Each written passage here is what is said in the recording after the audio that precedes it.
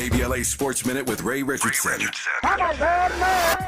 The Dodgers are giving early indications that they are serious about winning a second straight World Series championship. They beat Atlanta Tuesday night 3-1 to stay undefeated. The Dodgers are 7-0. The impressive start ties the Dodgers with the 1933 New York Yankees for the best start in Major League Baseball for a returning champion. The Dodgers go for 8-0 tonight against Atlanta. The Clippers are back in action tonight. They're at home against New Orleans at the Intuit Dome in Inglewood. The Clippers have 7 games remaining in the regular season, and all of them could be important. The Clippers are a half game behind Memphis and Minnesota for 6th place in the Western Conference. The first 6 teams qualify for the playoffs and avoid the play-in round. The Lakers are 4th in the West with 7 games left. They're at home Thursday night against Golden State. No debates, no speculation, just the info you need. That's your KBLA Sports Minute. I'm Ray Richardson. More news, opinions, and conversation when we come forward on KBLA Talk 1580. Hey, this is Zoe Williams, the voice of reason, and for over 20 years, Parkside Economic Development Corporation has served Leimert Park and surrounding communities, empowering tomorrow's leaders and changing lives. Parkside EDC has awarded over $400,000 in college scholarships while sharing economic principles of the Big Five of money with students and their families. Parkside EDC partners with organizations like the Brotherhood Crusade to assure our youth have the financial acumen to succeed. Parkside EDC provides families and businesses with financial insights, offering free online, on-site, and on-air B-Warp presentations. The Black Wealth Attainment and Retention Programs helps our community acquire, sustain, and pass down legacy wealth. High school seniors can apply for this year's scholarship awards at parksideedc.org. Scholarships will be awarded at Parkside EDC's Gospel/Jazz Brunch on Sunday, April the 27th. For details, tickets, or donations, please visit parksideedc.org. This is a community call to action from KBLA Talk 1580.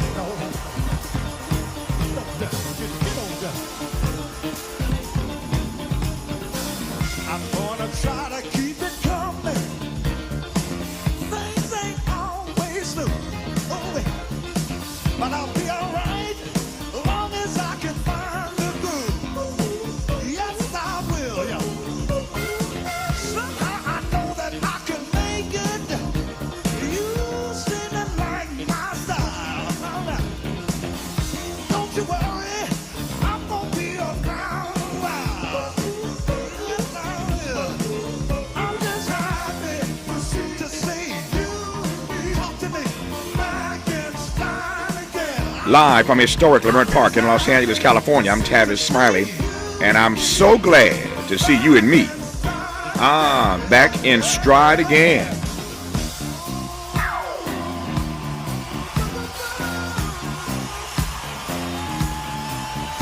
Before we get started with today's show, let me invite you to follow me on Facebook and Instagram at The Real Tavis Smiley and get updates on X, that's formerly Twitter, at Tavis Smiley. By the way, should you miss any part of today's program or want to catch up on previous shows, you can always visit thetavismiley.show.com. That's thetavismiley.show.com, or wherever you get your podcast, and listen to the Tavis Smiley podcast version of this live program at your leisure. Another great show on tap for you today. In our second hour, a conversation with award-winning independent journalist Aaliyah Winston, who will take us inside the world of No Lives Matter, and connect the dots to the current MAGA movement. To be clear, No Lives Matter is a tendency, not an actual grouping, and incorporates dangerous elements far beyond neo-fascism and white supremacy. If anything, Aaliyah Winston believes that No Lives Matter actually shatters these categories as we conceive of them here in the U.S. and in mainstream society. That in our second hour. In our third hour today, author Justin Grant on his new text, Company Men, a wellness guide for black men in corporate America. We will talk about how black men in particular can maximize their leadership and at the same time embrace the trials and triumphs of corporate life. But in this first hour, 2 more conversations. On the B side of this hour, we will get an update from Capital B reporter Aaliyah Wright about loan relief promises the Department of Agriculture made to black farmers that have now been repealed in the era of Trump and what black farmers are doing to fight back. We will commence in a moment today's show, though, talking politics with Everett Ahmed Mitchell, National Deputy Director of CARE, the Council of American Islamic Relations. I said in a moment because there are 2 stories of yesterday that I want to update you on. If you were here yesterday, I hope you were. I hope you're here every day. Listen to this program, and if you are, thank you. But 2 stories from yesterday we need to update right quick. You'll recall, what's today, Wednesday, Miles? Wednesday, okay. So Monday, was it Monday? Yeah, Monday, Mayor Eric Adams, Mayor of the Big Apple, the Mayor of Gotham, was on this program, and this is what he had to say Monday. Take a listen. Failures I may have had in life, but let's look at the basics of this case, and I can't go into depth of it because it's still in the hands of the judge, but I'm being accused, Tavis, of calling the fire department and asking them to do an inspection, not to pass an inspection, but to do an inspection to open a building. That's the job of an elected official, and whomever is in office and tell me they have not done that, then they're lying. And then to add to that, to put together that, well, we're going to use upgrades as some form of bribery, people need to do something that many people don't do. Read the indictment. Very well-known legal experts have read the indictment and said, this just doesn't make any sense. A sitting mayor of the largest city in the country is being charged with these charges, something that elected officials do every day. So I know people walked away when they saw the headline that, oh, my God, here he did something corrupt, another corrupt elected official. Read the indictment. They should start in that place. I did nothing wrong. We were pursuing justice. And people who state that anyone that comes to show that you were accused of something that you didn't do, if they want to point to and say that person should not do it, God uses who he uses. That's the bottom line, and you don't question who God uses when He uses that person, particularly if you're a person of faith like I am. Whatever you think of Eric Adams, you cannot deny his swagger. That Negro's got swagger. He just puts it out there. So that was Eric Adams on this program on Monday, saying he had done nothing wrong and he couldn't say much about the case. It was in the hands of a judge. Well, it ain't in the hands of a judge anymore. A judge has just ruled moments ago to dismiss federal corruption charges against Eric Adams, ending the first criminal case against a New York City mayor in modern history and underscoring how President Trump's Justice Department is using prosecutorial power to advance, of course, their agenda. In the ruling, Judge Dale E. Ho of Federal District Court in Manhattan refused to allow the government to keep open the option of reinstating the charges. So it's over. It's done. He would not allow them to reinstate these charges. Everything here, I'm quoting now from the judge in his 78-page decision, quoting the judge, everything here smacks of a bargain. So it didn't pass the smell test with him. He says everything here smacks of a bargain. Dismissal of the indictment in exchange for immigration policy concessions, close quote. That's what he had to say. Even so, his decision to let the Justice Department drop the case underscores the remarkable power that the Trump administration is wielding these days. So the judge says everything here smacks of a bargain, but he drops the case anyway and tells prosecutors they cannot bring the case again. So Eric Adams has won a major victory in this case because the case has now gone away. That's the update on Eric Adams from our conversation with him on Monday. Watching my clock here. When we come forward, a quick update on the Cory Booker situation. You've all heard about that. Of course, he broke the record yesterday. Went about 25 hours, and we'll give you a quick update on that and then jump to our conversation quickly here with Everett Ahmed Mitchell of CARE. You're listening to Tavis Smiley. Generous listening. Charitable listening. It's why everybody wants to talk to Tavis. The conversation continues when we come forward. Make a move into a home of your own. With City National Bank's Ladder Up Home Loan Grant, you could receive up to $20,000 that you never need to pay back. Use it toward your down payment, save on closing costs, or to buy down your mortgage rate. Find out more at cnb.com/ladderuphome. City National, here for every stage of the journey. Property must be in a qualifying market in California, New York, or New Jersey. Additional terms and conditions apply. Not all applicants will qualify. Terms are subject to change without notice. City National Bank is an equal housing lender. Member FDIC. NMLS number 536994. This is a story of the one. As a maintenance specialist for university housing, he knows college students can major in wear and tear. Plus, housing so many students doesn't leave a lot of room to house all the supplies he needs. That's where Grainger comes in. With over 1 million industrial-grade products and fast, dependable delivery, Grainger carries the quality products he needs so he doesn't have to. From a new door hinge to a whole new faucet. Call, click Grainger.com, or just stop by. Grainger, for the ones who get it done. Our daughter Jessie loves playing detective. A clue. But since we discovered she has sensitive skin, we've been playing detective too. We thought the problem was our puppy. But it was actually our old detergent. Aha. So we switched to Tide Free and Gentle. Tide Free and Gentle provides an excellent Tide clean, and it doesn't leave behind irritating residues like dyes or perfumes, so it's gentle on your skin. Case closed. If it's got to be clean, it's got to be Tide Free and Gentle. Hi, I'm Dominique DePrima, and it's almost time to celebrate KBLA's 4th anniversary, coming up Juneteenth 2025. We'll be marking the achievement with 4 key community events, including a special symposium, luncheon, and brain trust hosted by me entitled The State of Black Women in Los Angeles. Keep it locked here for details on how to join us for this groundbreaking symposium examining the unique challenges, triumphs, and contributions of Black women in Los Angeles in the areas of education, healthcare, community leadership, cultural and political contributions. This public convocation will provide a critical forum to address the specific social, economic, and political realities facing Black women in LA today. We'll go live with a radio broadcast and YouTube live stream, a public discussion, and a private dialogue with some of LA's most impactful women. It's an affirmation of Black women standing at the intersection of race and gender in times of adversity while demonstrating remarkable resilience and leadership. We will listen and we will speak out and be heard, all in service of finding opportunities and solutions. Please plan to join us in celebrating our 4th anniversary by amplifying the voices of Black women. For more on our symposium and 4 events celebrating 4 years on the air, simply stay tuned or keep an eye on KBLA1580.com and help make this Juneteenth more jubilant with all of us at KBLA Talk 1580.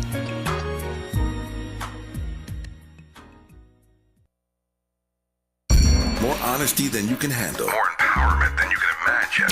You're tuned in to Tavis Smiley.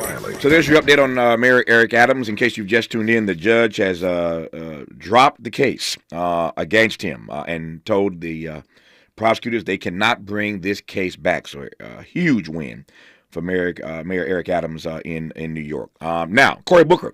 We were on the air yesterday for all 3 hours. We were counting the hours that Cory was racking up. Moving toward breaking the record of Strom Thurmond, 24 hours and 18 minutes. Cory went 25 yesterday, so he went way beyond the record of Strom Thurmond. Just a little sound from what Cory had to say yesterday. I love this clip of him and Chuck Schumer. And I've told you before, Chuck Schumer ain't the answer to the prayer. He made a huge mistake yesterday. They got caught on tape. Take a listen. All of us will regret this. All of us will. I hate to bring the senator bad news, but I'm asking him a question. Yes. I needed his answer, given how eloquent he has been about what America should be and what America should not be. And so I yield the floor to the senator. You cannot yield the floor because I have the floor, sir. Yes. I retain the floor. This is one of the few times in my life I'll ever get to tell Chuck Schumer what the rules are here. But I just want to get back to you, and maybe there's a... It was funny, but it was telling. Here Chuck Schumer is interrupting Cory Booker, and when he gets done, he says, I want to yield the floor back. You can't yield nothing you don't have. And Cory says, it's the one time I get to correct you, Mr. Minority Leader. You can't yield back to me what I have not surrendered. It was a funny moment, but again, I said on this program the other day that Mitch McConnell understood the rules, understands them better than anybody. Chuck Schumer doesn't. He got caught. You know, it's phraseology, but it's a mindset. You don't understand the rules. Cory had the floor, not you, Mr. Schumer. You can't yield it back to him. You don't control it. Again, underscoring what I said before, and Chuck Schumer ain't the man for this hour. That's one clip. Play another one, Miles. Would the senator yield for a question? Chuck Schumer, it's the only time in my life I can tell you no. I just want to tell you a question. Do you know you have just broken the record? Do you know how proud this caucus is of you? Do you know how proud America is of you?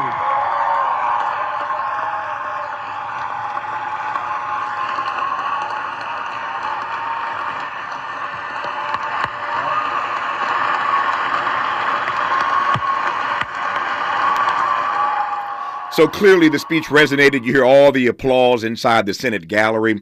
Over 350 million likes on his TikTok live stream. 350 million likes.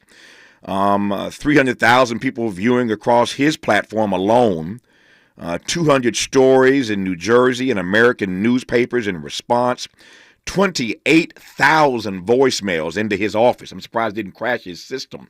28,000 voicemails into his office, and all kinds of accolades from luminaries like Kamala Harris, Nancy Pelosi, et cetera, et cetera, et cetera. We'll talk on this program a bit tomorrow about what impact this has, if any. As I said yesterday in conversation with one of our guests, you can see this as inspiring, and indeed it was. But you can also see it as spectacle. You can also see it as the way the fractured Democratic Party is responding to Trump. You got Bernie and AOC out on a tour. You got Cory giving 25-hour speeches, but there's no coordination in this Democratic response. I saw Frank Luntz, Republican pollster, say this puts Cory Booker at the front of the race for 2028 when Cory had all but been forgotten. So we'll talk tomorrow about what this speech and the impact of it will be, if any, in the days ahead. Again, my guest yesterday said nobody wants their ears tickled right now. They want some action. They want a plan. So with all due respect to Cory Booker and 25 hours of talking, what's the plan? I digress for now. Let me pivot to Edward Ahmed Mitchell of CARE. Edward, thanks for your patience. I had to update those two stories. How are you today? I'm doing well, thank God, Tavis. How are you? I'm well, thank you. Any thoughts on either of those stories, Eric Adams or Cory Booker, before I push ahead? Well, I'd say the following about Cory Booker. Number one, I'm very happy that Strom Thurmond no longer has the record for the longest Senate speech ever. So no matter what you think of Cory Booker, there's that. I'm very glad Strom Thurmond has been knocked out of the history books in that way. Yeah. And look, at the end of the day, different political leaders and movements will have different ways to push back on the excess of the Trump administration. There's really no one way to do it. There's no necessarily right or wrong answer. And so I think everyone's kind of throwing what they can at the wall and seeing what sticks. The thing that I would have liked to have seen him address more, he mentioned it in passing. He mentioned the people being pulled off our streets in America by, plainclothes officers and disappeared. I would have liked to have seen him go in more detail about that, because that truly is unprecedented, that the president has turned immigration officers into thought agents who are detaining legal immigrants because they criticized what the Israeli government did in Gaza. So I would have liked to have seen him dive into that in greater detail in that 25-hour time period. But he had a lot of other positive points. No, he did. Speaking of the Trump administration excess, how do Muslim Americans see that excess in this particular moment? Well, I think, because American Muslims were, probably target number one or target number two for the president during his first term, we're not necessarily surprised by what we're seeing from him, right? It's just the sequel. I will say that this time he's much more organized in what he's doing. He has surrounded himself with loyalists who came in with a game plan and are pursuing it very ruthlessly and efficiently. Again, you see that in the legal immigrants being detained and threatened with deportation because of their free speech. You see that with the attempts to bully Americans who are citizens into silencing their activism. And so I think he's much more efficient this time. But again, we're not really concerned, I would say. We're just getting to work. And you see that in the lawsuits we're filing and the judges that have slowed down some of the excesses that he's tried to pursue. We're just getting to work. With regard to the Middle East, I've asked this question of others, but not of you, Edward Ahmed Mitchell, so I've been anxious to ask you this question. Again, with regard to the Middle East, do you see any way or ways in which Donald Trump is moving differently on this crisis than Joe Biden did? I mean, I'm not talking about the rhetoric. I'm talking about the policy. Anything different to your mind? Initially, yes. When President Trump won, he sent Steve Witkoff, his Middle East envoy, to the Middle East with the direction, get a deal done. And for, over a year, President Biden was not willing to put the pressure on Netanyahu needed to get a deal done. Witkoff went there in one weekend and forced Netanyahu to make a deal. And so a ceasefire came into effect just the day before President Trump took office. And for, about a month or two, President Trump managed to keep that ceasefire in place. So initially, he was very significantly different from President Biden because he did what Biden was not willing to do, force a ceasefire. Now, of course, he is repeating the same mistakes that Joe Biden did by allowing the Israeli government to commit human rights violations with impunity in Gaza, a total blockade, indiscriminate bombing of men, women, and children, carte blanche to do that. And he's also, President Trump, entangling our nation in a war with Yemen and potentially with Iran. And so after, a brief positive shift in policy, it seems he has reverted back to what we were seeing during the final years of the Biden administration, sadly. Mm-hmm. So tell me the way that the Muslim community in particular is viewing at this moment this crisis in the Middle East. We all were hoping that the ceasefire would hold. We were expecting that we would go into phase 2. None of that has happened. What's CARE? How's CARE processing? Let me put it that way. What's happening in real time? Well, number one, it's ridiculous. I mean, everyone knows what's supposed to happen here. All of the hostages held in Gaza should go free. All of the hostages and political prisoners held in Israeli camps should go free, and there should be a permanent end to this indiscriminate war on the people of Gaza. The problem here is that Benjamin Netanyahu is only in power because of these extreme right-wing members of his cabinet who do not want the war on Gaza to stop. They want what we view as a genocide to continue, and they want to occupy Gaza. And so even if Netanyahu wanted to stop the war, he's not willing to do it because he doesn't want to lose power. And so that's why he wasn't willing to move from phase 1 to phase 2. He's willing to risk the lives of those Israelis held captive in Gaza to stay in power. And the problem is President Trump is not willing to put the pressure on him anymore needed to get him to make a deal and save everyone in Gaza and on the other side as well. So it's so ludicrous because it's so unnecessary. I mean, every day, we open our computers and we see footage. I saw footage today, Tavis, of a little baby with its head blown off, which is something that you never, ever in your life want to see. But that's what we're seeing every day in Gaza because of this indiscriminate bombing with U.S. weapons. So it's so ludicrous because it's so unnecessary. To your point now about U.S. weapons, that policy again is unabated. That is one area where the Trump administration is no different than the Biden administration, and that is these continuing weapons sales to Israel. About that, you say what? Well, look, it's illegal. I mean, President Biden, we've made very clear, was violating the law because federal law says, number one, you cannot transfer American weapons to a foreign government that is blocking the transfer of humanitarian aid provided by the American government. That's exactly what Netanyahu was doing for months. He was not allowing humanitarian aid, including from the United States, to get into Gaza. And number two, federal law says you cannot transfer our weapons to foreign militaries if those militaries are using those weapons to engage in human rights violations. And there's no doubt if you look at the International Criminal Court ruling, International Court of Justice ruling, Amnesty International, Human Rights Watch, Israeli human rights groups, there's no question that they are using American weapons to commit human rights violations. So under federal law, this should not be happening at all. But beyond that, it's just absolutely morally insane that Congress continues to approve sending billions of American taxpayer dollars to fund these war crimes while we're struggling here at home. Healthcare, safe environment, food to eat, and, Israel has got universal healthcare. We don't have universal healthcare. And we're sending billions over there to the military. It defies logic. Yep. I wonder whether or not you think that there are many fellow citizens who at this point have Middle East fatigue.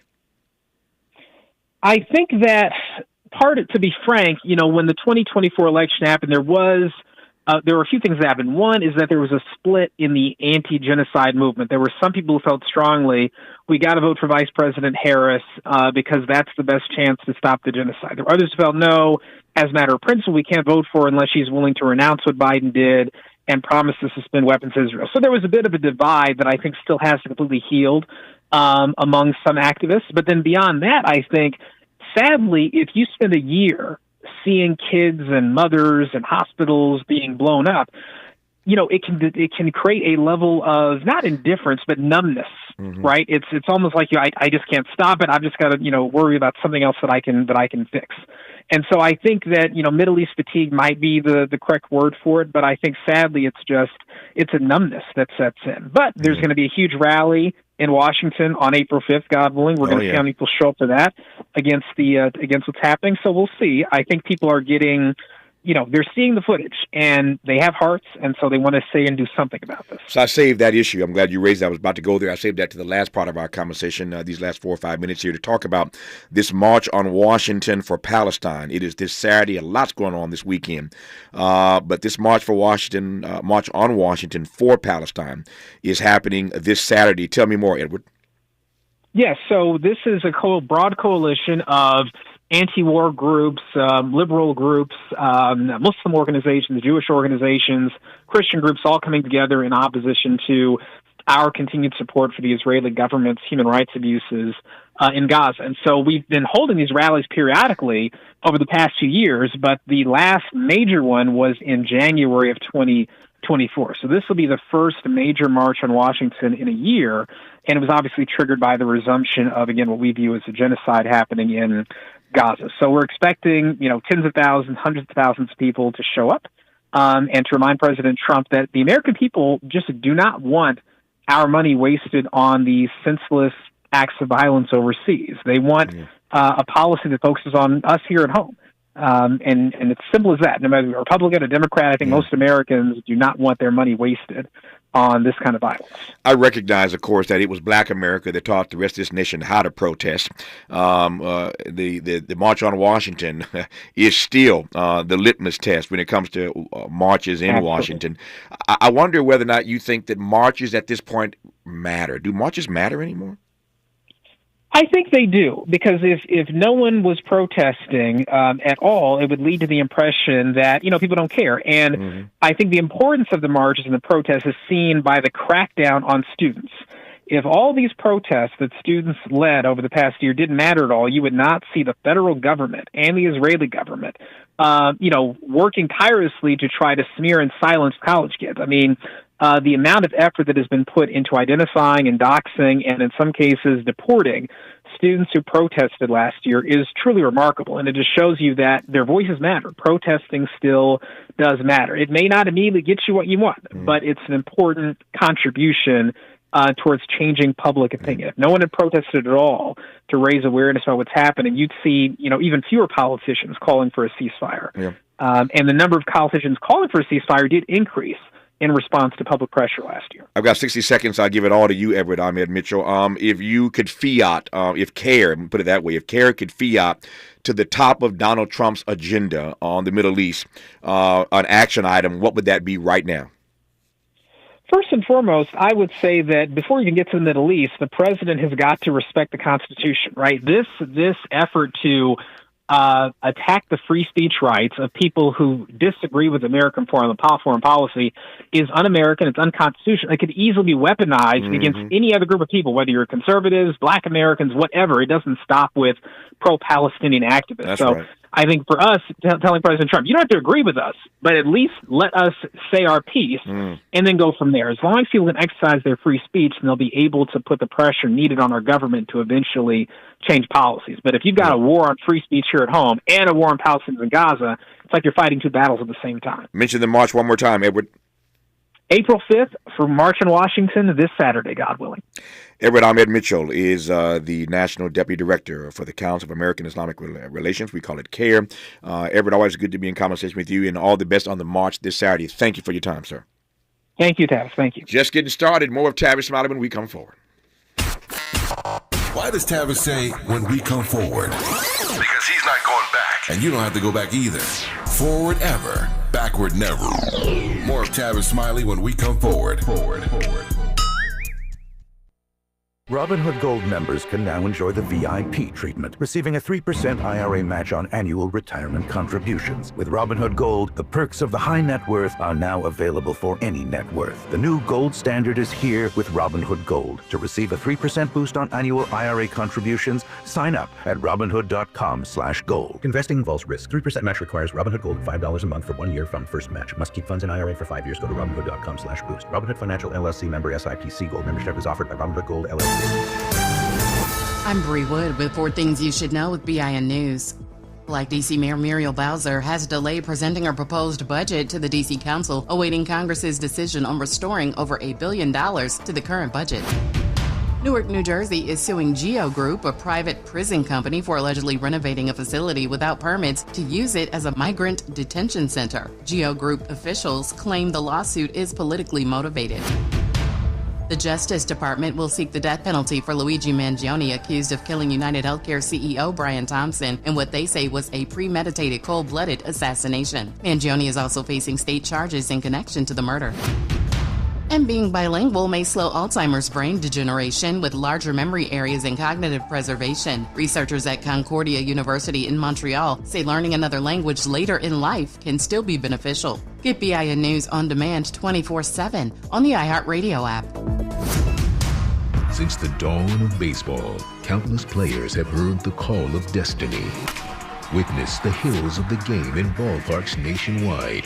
Get your tickets today at MLB.com/tickets. Major League Baseball trademarks used with permission. When you visit the San Diego Zoo Safari Park, the way you see the world begins to change. You realize that the more you encounter amazing species, the more you can't imagine a world without them. San Diego Zoo Safari Park. See conservation from a new perspective.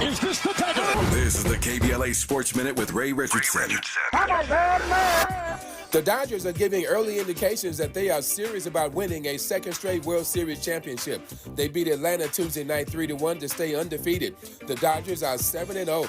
The impressive start ties the Dodgers with the 1933 New York Yankees for the best start in Major League Baseball for a returning champion. The Dodgers go for 8-0 tonight against Atlanta. The Clippers are back in action tonight. They're at home against New Orleans at the Intuit Dome in Inglewood. The Clippers have 7 games remaining in the regular season, and all of them could be important.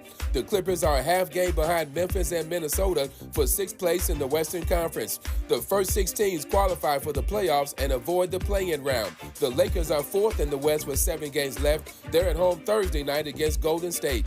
No debates, no speculation, just the info you need. That's your KBLA Sports Minute. I'm Ray Richardson. More news, opinions, and conversation when we come forward on KBLA Talk 1580. We've got a lot to talk about. I'm Reverend Gerald, the life coach. Is someone you love struggling with addiction and mental illness? Is improving your family's health important? Want to leave a legacy that your family can grow? Are you ready to enhance your perception of life experiences? Then wake up weekends at 7 a.m. with Urban Family Focus and get the wisdom, opportunity, resources, and motivation to live your best life. Join the conversation on Urban Family Focus Saturday and Sunday at 7 a.m. Unapologetically progressive. KBLA Talk 1580. We've got your black.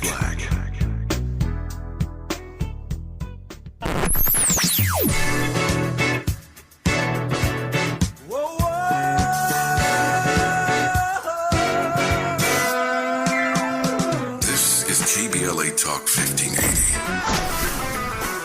Talk radio. That's music to your ears.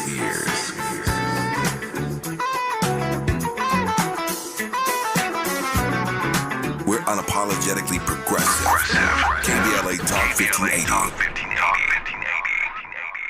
Paid for by government.com. Did you know? The United States Mint has issued a new Morgan silver dollar coin in proof condition for the first time. Not only that, they are also minted in 99.9% pure silver for the first time ever in history. Coin experts are calling this an amazing opportunity for anyone that knows the enduring popularity of Morgans. But you must hurry. Only 400,000 of these legal tender silver dollars were issued. These first ever Morgan silver dollars are brand new with stunning mirror-like finish, minted by the iconic San Francisco Mint. Call now and you're guaranteed a new first ever 99.9% pure silver proof Morgan dollar. To learn more, call 1-800-973-9717. If you order now, you will receive a free coin collector bonus pack, a $25 value, free with every order. Call 1-800-973-9717 now to secure your new Morgan silver dollars before they are gone. That's 1-800-973-9717. Time is up. The IRS is in full collection mode for 2024, issuing liens, levies, and garnishments to anyone who has a past tax debt or unfiled tax returns. Don't wait till it's too late. Your paycheck and bank accounts are at risk of being seized. Call now and stop the collection process today. If you're living check to check, no matter how much you're making, you still may qualify for the Fresh Start programs offered by the IRS to reduce or even eliminate your tax debt. It's just a 5-minute call to get your options, and it's free. If you owe back taxes, have years of unfiled tax returns, under audit, have a wage or bank levy, or finally just want to sleep better, business or personal, call the experts at Republic Tax Relief while there's still time. A+ rated by the Better Business Bureau, and tough. This veteran-owned company has the fight you need to take on the IRS. Don't go at it alone. The call is free. Call their hotline number now, 800-652-1714. That's 800-652-1714. Find out if you qualify today. Call 800-652-1714 or go to republictaxrelief.com. Helping to make you the most knowledgeable person in your circle of friends. This is Tavis Smiley. Tavis Smiley in conversation right now with Capital B's Rural Issues reporter Aaliyah Wright to talk about the loan relief promises made by the Department of Agriculture to black farmers that have now been repealed and what black farmers are doing to fight back. As you may recall, John Boyd Jr. was on this program, I guess a month or two ago, maybe 2 months ago. John was on here talking about this, but I'm tracking this issue as I have literally for 30 years. When John was on last, I said to John, if you were listening that day, that I've been at this for 30 plus years in my career. And I kid you not, John Boyd Jr. is the one person I have literally talked to for all 30 of those years. This issue of the maltreatment of black farmers has been so prevalent and so protracted that here I am I'm past 30 years now of doing this as a broadcaster, right? And I am still talking to John Boyd Jr. about the respect that black farmers ought to be accorded and afforded in this country, and they are not. And so here comes Aaliyah Wright at Capital B writing about this in this American moment, and I'm pleased to have her on this program. Aaliyah, how are you today? I am doing well. Thank you for having me. How are you? If I complained, I'd be an ingrate. I'm doing well, and I'm glad to have you on the program for these minutes that we have. So you heard me say a moment ago that John Boyd was on this program a couple months ago talking about this particular issue, but you've been writing about it. Tell me more about what's happening in real time regarding this particular issue. Yeah, so if I can just take you back a couple years. Sure. During former President Joe Biden's administration, he signed into law the American Rescue Plan Act, which was in 2020, mostly to help folks through, the pandemic. And part of that legislation included a $5 billion loan forgiveness program. And it was specifically for socially disadvantaged farmers and ranchers, which is basically the USDA's term for farmers of color. Mm-hmm. And this was as a way to correct. Hold on, Aaliyah. Give me that term again. What's their term? Socially disadvantaged farmers and ranchers. Got it. Okay, go ahead. Yes. So this was basically a way to, try to correct some of the well-documented, historic wrongs that we know the USDA has done against, black and brown farmers. So when the USDA began to send out the payments to the farmers who were eligible for that relief, white farmers began to sue.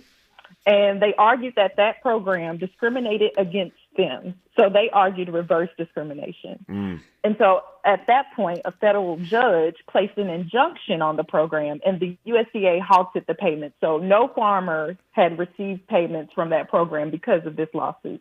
Now, if we fast forward to 2022 with the Inflation Reduction Act, there was a program that basically replaced that original debt relief, and the program is called the Discrimination Financial Assistance Program, which is basically $2.2 billion for any farmer who experienced discrimination. So it was no longer specifically for, black and brown farmers. Now it was opened up to everybody. And when this happened, John Boyd, as you mentioned, he, along with 3 other farmers, filed a class action lawsuit against the government, claiming they broke their contract with farmers when they got rid of that debt relief program.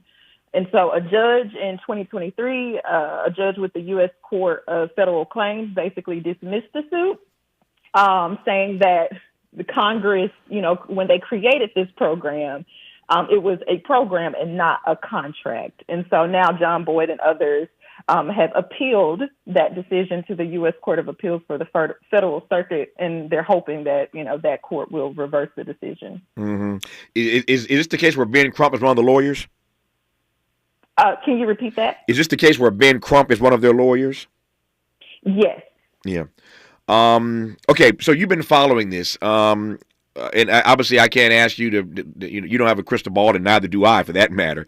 But now that this thing is being appealed, what's your sense of the way the courts will look at this, given the history that you've just laid out for us, this particular appellate court?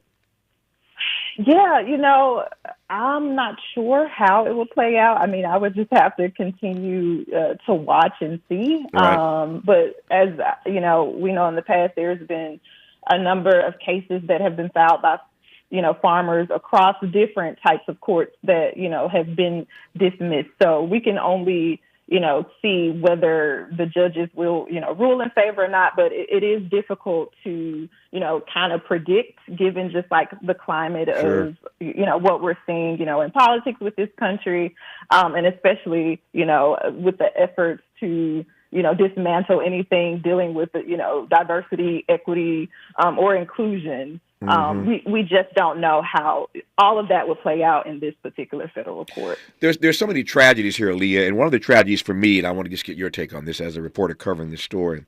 One of the tragedies for me, of many, as I said, is that but for these white farmers who filed this suit and claimed reverse discrimination, John Boyd and these black farmers would have their money by now. But for them, deciding to move in that way.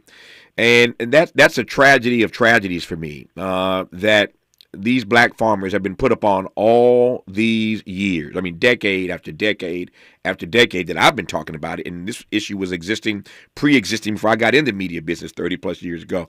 And here these white farmers now show up and argue reverse discrimination. And there is absolutely no comparison between what these black farmers have had to endure and the set-asides that white farmers have enjoyed for years.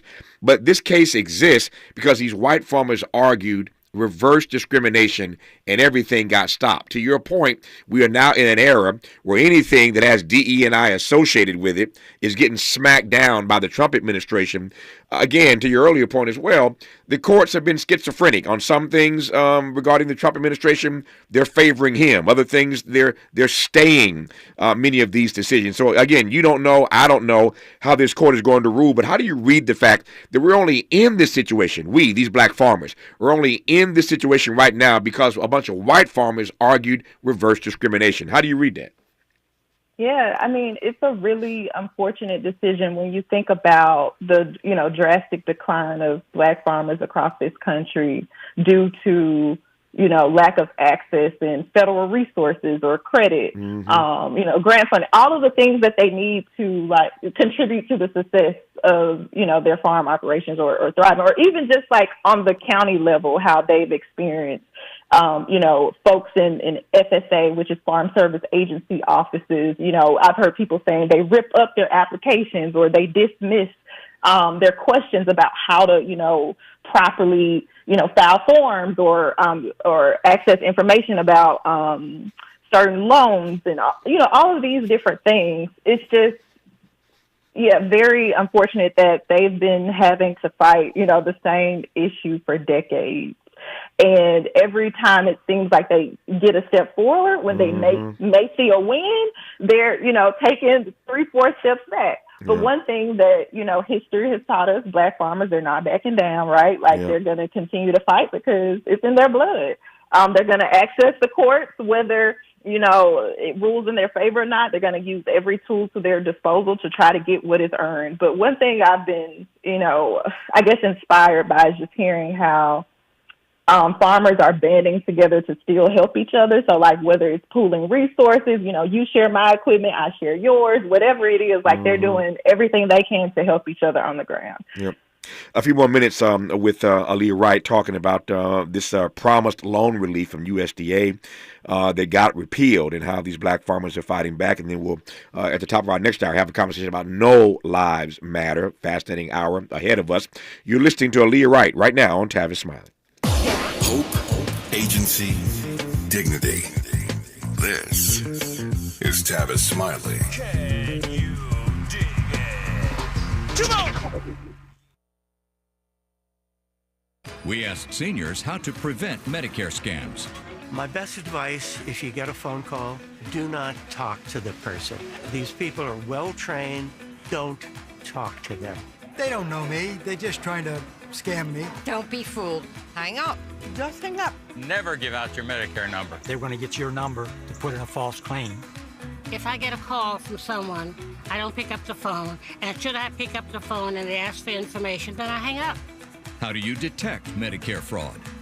Just like I check my credit card statements, I check my Medicare statements monthly. Scammers can get a hold of your number, order medical devices through your account, and you're not even going to know about it if you don't look at your statement. Check your statement every month. If you get your statement and you see something that you know you did not have done, you report it. Call your senior Medicare Patrol. To report Medicare fraud, call the Senior Medicare Patrol at 855-613-7080. Before the fire, Altadena was a real-life Wakanda. A thriving black oasis just 15 miles from downtown Los Angeles. 80% black residents were homeowners, building intergenerational wealth against the odds. It was a hub of black-owned businesses, churches, and cultural institutions. It stood as a symbol of black resilience and economic independence. Then, in a matter of hours, it was gone. The fire tore through homes, swallowed businesses, and left behind a painful void. But was it just an unstoppable act of nature, or was negligence involved? Did officials ignore early warning signs? Were the response efforts delayed or insufficient? What role, if any, did corporate or government failures play? Survivors are demanding answers. Don't miss our KBLA Talk 1580 Town Hall. The Eden Altadena Fire, 100 days and counting. On Wednesday, April 16th, 4 to 6 p.m. at the Robinson Park Recreation Center, 1081 North Fair Oaks in Pasadena. Join Dominic DePrima, Nee Cordelai Corte, James Farr, Tavis Smiley, and a panel of survivors, community leaders, and experts as we commemorate Day 100 since the wildfires flared up. And we discuss where we go from here. It's KBLA's Eden Altadena Fire, 100 days and counting Town Hall. Wednesday, April 16th, 4 to 6 p.m. at the Robinson Park Recreation Center in Pasadena. Light refreshments to follow. Admission is free, but sign-up is required at our KBLA1580.com website. This is a community call to action brought to you by KBLA Talk 1580 and Quinn Emanuel Trial Lawyers. At KBLA Talk 1580, we've got your black.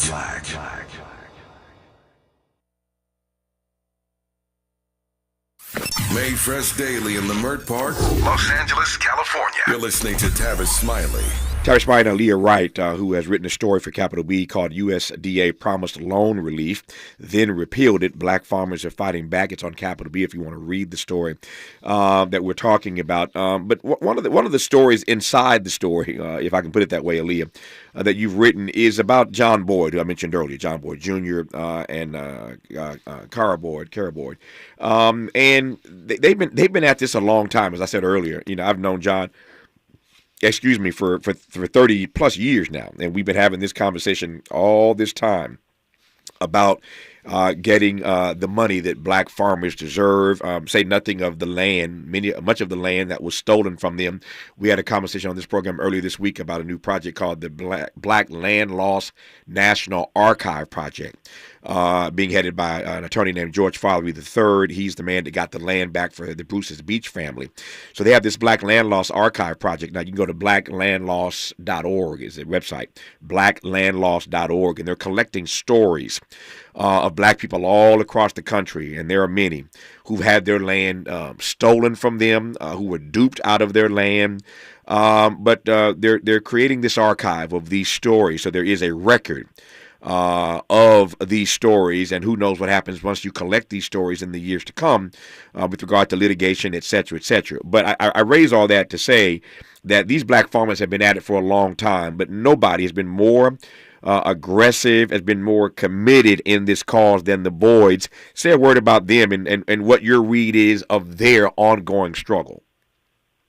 Yeah, I've talked to John Boyd on several occasions for, several different articles, and he is, he has remained steadfast in his mission, and he is not backing down. He's going to be unapologetic and 100% real with you in his approach to his work to make sure that, black farmers have access to land, access to money, and that these, injustices are amplified across the country. So he's not one to bite his tongue on, what black farmers have experienced, including himself, and, the solutions that need to happen to ensure that, we don't continue to see black farmers, especially the elders, die out without seeing relief. Like, he wants to, increase black farmers in this industry. And yes, every time I've talked to him, he's been very vocal about that. And also very vocal about, even the previous Biden administration and, this Trump administration, too. Yeah. I am fascinated. I could have started our conversation here. When we come forward in our remaining moments with you, I want to ask you what a rural reporter actually covers, what a black rural reporter covers beyond this particular story.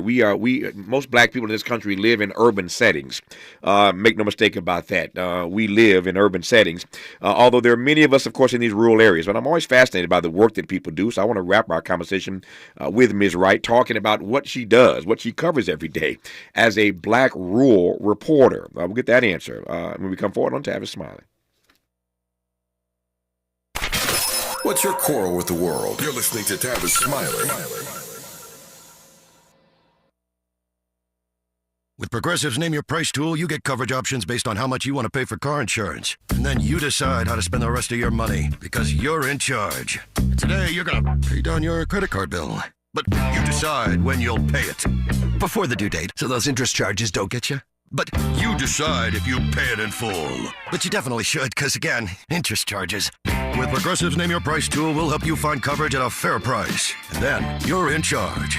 Progressive Casualty Insurance Company and affiliates. Not available in all states. Price and coverage match limited by state law. After producing an award-winning, nationally recognized climate justice campaign in 2024, KBLA Talk 1580 has gone all in on its 2025 Climate Justice Plus Black Health Initiative. April is National Minority Health Month, and Urban Family Focus presents Release the Pressure, sponsored by Providence Health Systems. Every Saturday in April, a Providence Health professional will unpack the myriad of reasons that hypertension is on the rise in our community and share steps we can all take to control or eliminate high blood pressure, a condition that affects 55% of Black Americans and is the leading cause of stroke. I'm Reverend Gerald, encouraging you to join us Saturdays at 7 a.m. to catch that worm of wisdom, opportunity, resources, and motivation to live your best life. At KBLA Talk 1580, we've got your black. If you're like me, 60 and retired, making ends meet, especially here at the supermarket and drugstore, is tough. I'm so blessed to have found benefitscheckup.org. It's a free and confidential website from the National Council on Aging that connected me to $1,200 a year in programs that help pay for food, medicine, utilities, and more. Maybe it can help you. benefitscheckup.org. You know where you want to go in life, and City National Bank can help. City National knows the dedication it takes to build your vision for the future into a reality, and our team is here for you. We have a wide range of options to help, from personal savings accounts to interest-bearing money market savings accounts and more, all designed to help you get where you want to go. City National, here for every stage of the journey. Learn more at cnb.com. City National Bank is a subsidiary of Royal Bank of Canada, member FDIC. Lena Bloom for the Bail Project. Imagine you're stuck in a jail cell and you can't afford bail, and someone offers you a way out. Just plead guilty, and you can go home and kiss your kids goodnight. What do you do? What thousands have. You plead guilty whether you are or not. Cash bail makes poverty a crime. That's why the Bail Project helps those who can't afford it while fighting to end cash bail. Because freedom should be free. Brought to you by the Ad Council. Let's get back to more of this rich dialogue with Tavis Smiley. Tavis Smiley and Aaliyah Wright. I love giving people their props, and I want to give Aaliyah her props. She has been announced as one of the 2025 Chauncey Bailey Investigative Reporting Fellows. That's high cotton, as we say down south. One of, again, 2025 Chauncey Bailey Investigative Reporting Fellows. Congratulations to Aaliyah Wright on that. Tell me what that award means and what your project is. Yeah, thank you so much.